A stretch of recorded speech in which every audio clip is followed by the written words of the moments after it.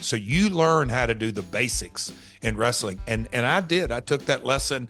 I've given that lesson to a lot of guys of, you better learn how to lose before you learn how to win. All the stuff we know.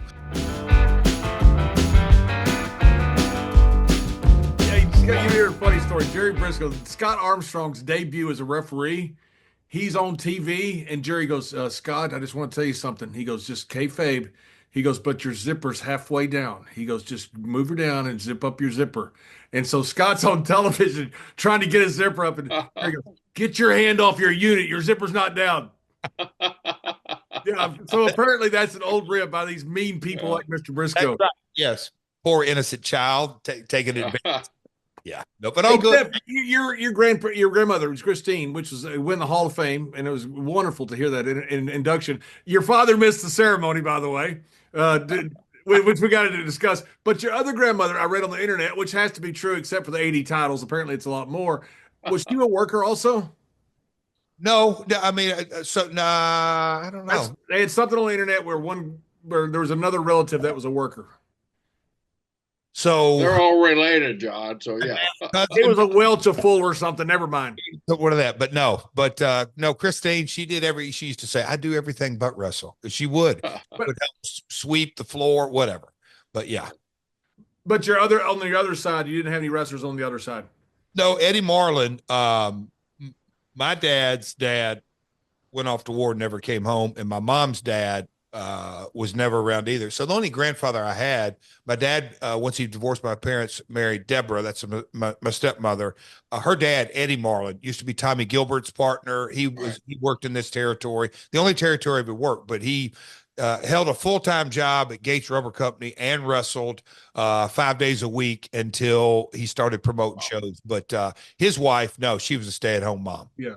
Well, if you don't mind, I know we're jumping all over the place, but tell the story about your father missing your grandmother's induction at the Hall of Fame.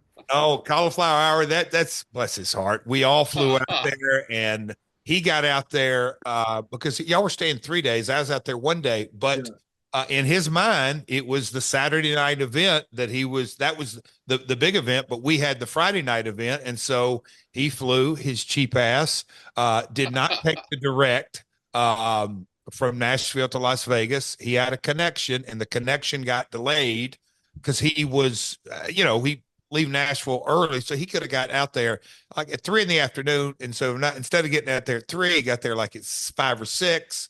Oh, I'm just going to lay down a while because the big event until tomorrow. I'll get there late to the, inducting. This night 1 of cauliflower, I can get there late because the induction for his mother was the next night. Well, he was wrong, as you know, John. We were there, and I keep looking at my watch, and we keep looking at my watch. I'm like, okay, Pop ain't gonna slide in here. I mean, really cutting it close tonight. And as we know, that was Lawler. Did Lawler's one to find out? No, it's the text because Deborah goes, we're asleep. I'm like, that's it. Yeah, because I was texting her because I got worried about it. Yeah. Yeah, you were getting very, very nervous, very antsy. That's something may have happened to your dad. Yeah, and she finally responded, oh, I just woke up from a nap. Your daddy's still asleep. She's still got your daddy's still asleep. I guess he ain't making it, guys. So he showed Lawler the text, and Lawler reads it out to everybody in the crowd. It was a huge pop.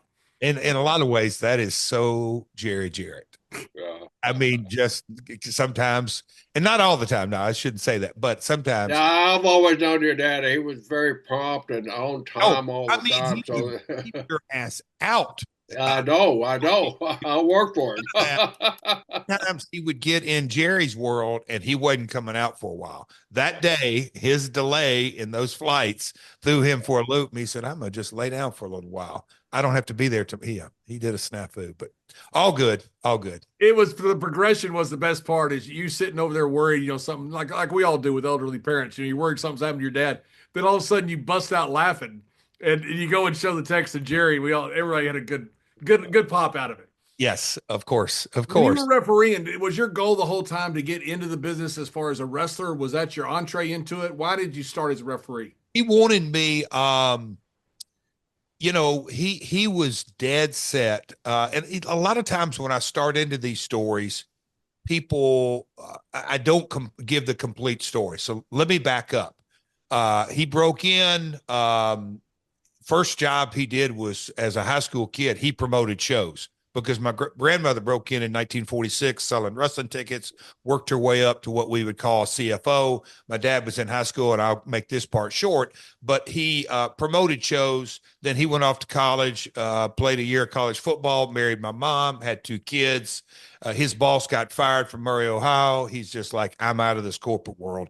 I want to get back into wrestling. I can control my destiny. He wrestled for 7 years. And so he got into the business, both of them from a non-wrestling mindset and had it from a real business mindset. And that's the way he thought was best for everyone. He really believed in pay your dues and learned all facets. Well, he got over, and Tojo was his partner, and Roy Welch took him under his wing, and he was booking. And so at that time, in the territory, Louisville, Memphis, and Evansville were the north end. Nashville, Tennessee, Birmingham, and Chattanooga were the south end. Nick Goulas was the promoter, and he ran the south end. Roy Welch ran the north end. My dad booked for Roy. Well, my old man's side was much more successful than the south end, and my dad, to the day he died, said it was for one reason. And look, we can all kind of relate to this in certain ways because you see it not just in wrestling, everywhere. George mandated that his son be on top. Unfortunately, George didn't have a choice in that, but Nick, rose-colored glasses, there's a legendary story where Nick made Harley Race wrestle his son George to a 60-minute through, and I guess 30 minutes. No. 30 minutes into it, the crowd is saying, Harley, my God, we know Nick told you what to do, but just beat the young bastard. The people regurgitated it, but there's a lot of bad stories and crappy payoff man and all kind of stories. But my dad said the single thing that put him out of business was his rose-colored glasses of how he promoted his son. He could not, that screwed everything up. So my dad was on the receiving end of that and seeing that. Well, along comes Jeff, and he did a 180. And look, I am very grateful, but we went a time without speaking. We really butted heads. It was not easy, but in the early years, he went out of his way to make sure that he singled me out. He made it as hard as possible for me to do anything, but by design. And he would tell me that at times of frustration. He's like, son, the last thing I can do is make it easy on you or give you a handout, because it will come back to bite you in the ass and you won't have a career. So when I first started the ring, he told me the tricks of the trade and how to get help and all that. So the ring, I've sold concessions. I put window cards out in town. I'd done all kind of odd jobs. But John, Jerry, you could imagine a blonde-haired, blue-eyed, 16, 17-year-old kid that watched the Fabs and the Rock and Roll and Terry Taylor and Dundee. Hell yeah, that's what I wanted to do. But the old man over here says, nope, you're going to learn everything you possibly can. And when I started refereeing and get in front of the crowd, I'd played sports, and just the roar of the crowd was just intoxicating in so many ways. But I kind of understood. I was old enough to know that my dad said, if you can learn to be out of the way, and the secret of a good ref is you don't know he's there. He doesn't screw up anything. Kind of really lean into learning how to be a good referee. He said, that's really, and he would always give his football analogy, because my dad was a football guy, I was a basketball guy, but he'd give his football. He said, if you don't really learn how to tackle somebody, you ain't good on defense. And if you don't learn how to run the ball hard on offense, he said, you're useless. The basics in wrestling. And I did. I took that lesson. I've given that lesson to a lot of guys you better learn how to lose before you learn how to win, all the stuff we know. But he really ingrained that into me big time.